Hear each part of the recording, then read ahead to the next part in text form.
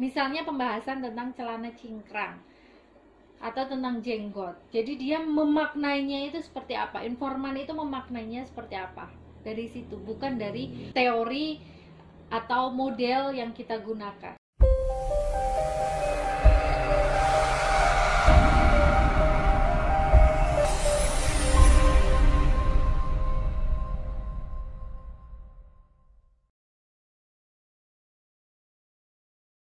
Bismillahirrahmanirrahim. Assalamualaikum warahmatullahi wabarakatuh.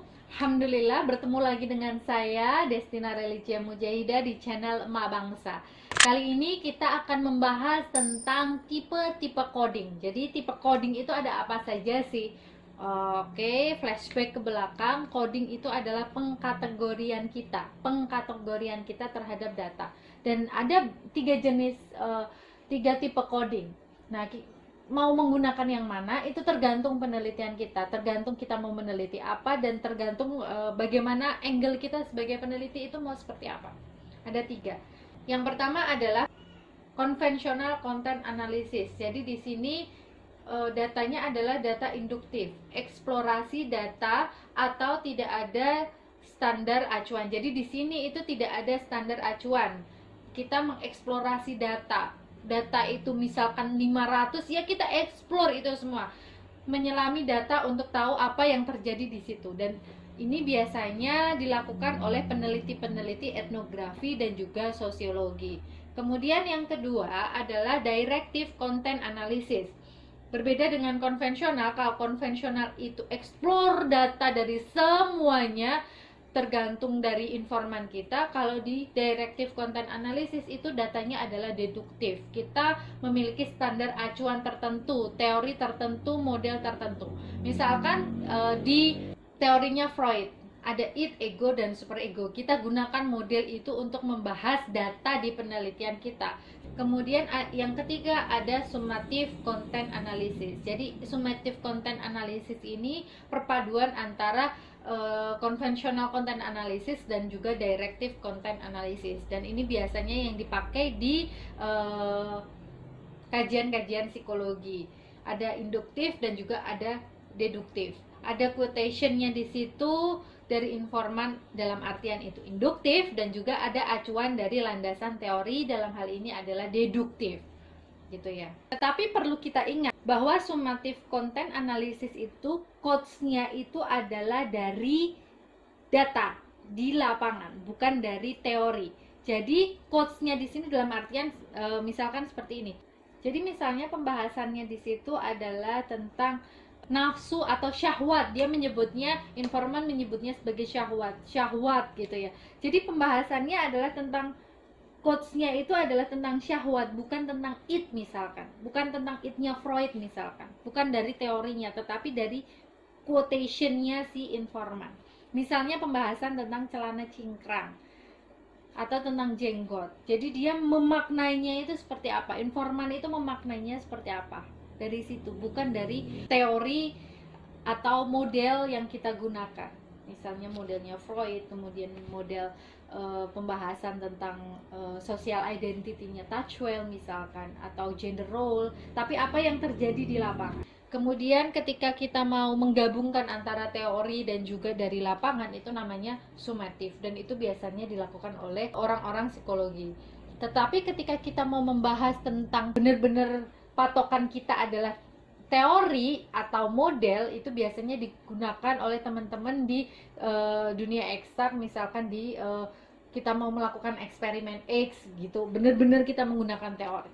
Nah, jadi teman-teman semuanya yang biasanya digunakan oleh teman-teman di ilmu psikologi, karena memang saya itu backgroundnya adalah dari psikologi, itu adalah summative content analysis gitu ya. Jadi perpaduan antara conventional content analysis dan juga directed content analysis. Jadi memadukan antara apa yang didapat dari lapangan dan juga dengan teori yang ada gitu. Tetapi hal yang perlu kita ingat di summative content analysis itu satu hal. Quotes itu bukan berasal dari teori, tetapi berasal dari lapangan. Jadi misalkan kemarin itu teman saya meneliti tentang pemaknaan seseorang pada celana cingkrang gitu. Jadi seseorang yang sudah memahami ilmu agama, kemudian dia menggunakan celana cingkrang dan juga berjenggot gitu. Jadi dia menyebutkan celana cingkrang dan juga jenggot ini menahan saya untuk tidak melakukan hal-hal yang tidak sesuai dengan norma agama maupun norma sosial yang ada di masyarakat gitu. Hati saya menjadi lebih adem dan lebih tenang. Jadi quotationnya itu berasal dari celana cingkrang, syahwat, hati menjadi lebih adem dan lebih tenang, bukan dari super egonya Freud. Misalkan kita mau awalnya menggunakan teorinya Freud atau modelnya Freud sebagai analisis gitu. Jadi quotes-nya itu dari situ, quotes-nya itu dari celana cingkrang, syahwat, merasakan hati menjadi lebih adem setelah belajar ilmu agama, kemudian setelah dia ngaji misalkan gitu. Jadi bukan dari super egonya Freud, tetapi dari quotation yang dikatakan oleh informan. Itu berbeda dengan yang ini, konvensional content analysis. Kalau konvensional content analysis sama sekali kita tidak akan pernah membahas tentang super ego, id, dan juga egonya si Freud gitu. Dan juga di directed content analysis itu hanya ada misalkan teorinya Freud saja, tidak ada kita ngebahas itu namanya syahwat, itu namanya celana cingkrang, nggak ada, benar-benar teorinya Freud. Dan biasanya directed content analysis ini digunakan oleh teman-teman di bidang eksak, mereka yang melakukan eksperimen, itu benar-benar harus sesuai dengan teori gitu ya. Nah, kita psikologi peneliti kualitatif itu biasanya menggunakan summative content analysis.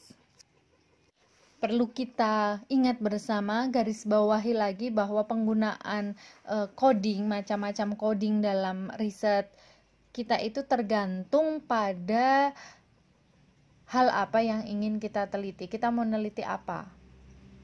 Ketika mau benar-benar ngelihat dari lapangan ya berarti konvensional.